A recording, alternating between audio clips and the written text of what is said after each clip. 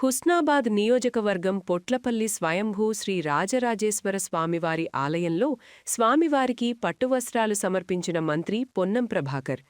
మహాశివరాత్రి సందర్భంగా పొట్లపల్లి శ్రీ రాజరాజేశ్వర స్వామివారికి ప్రత్యేక పూజలు చేసిన మంత్రి పొన్నం ప్రభాకర్. మంత్రి పొన్నం ప్రభాకర్ పొట్లపల్లి ఆలయంలో శ్రీ రాజరాజేశ్వర స్వామివారికి దర్శించుకోవడం జరిగింది. హుస్నాబాద్ ప్రాంతమంతా సస్యశ్యామలంగా ఉండాలని, మంచి వర్షాలతో పాడి పంటలతో ప్రజలంతా ఆరోగ్యాలతో ఉండాలని ఆ భగవంతుడికి ప్రార్థించడం జరిగింది.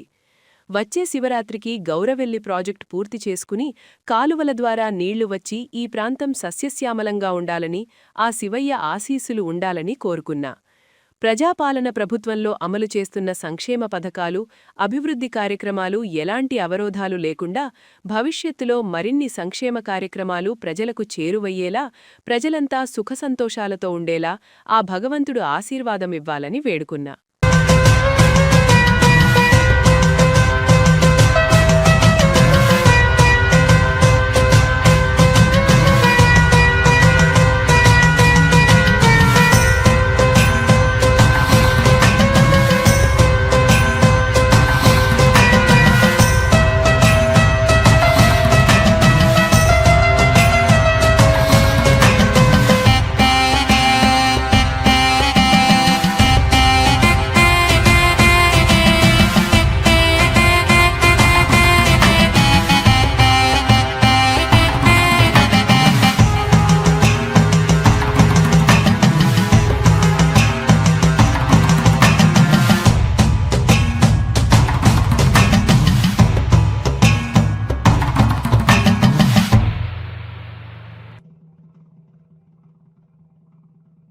స్వామి పొట్లపల్లి హరహర మహాదేవుని అభిషేకం చేసుకుని హుస్నాబాద్ ప్రాంతం అంతా సస్యశ్యామలంగా ఉండాలి, సమృద్ధి వర్షాలు పడి పాడి పంటలతోటి ఆరోగ్యాలతో ఉండాలన్న భగవంతుని ప్రార్థించడం.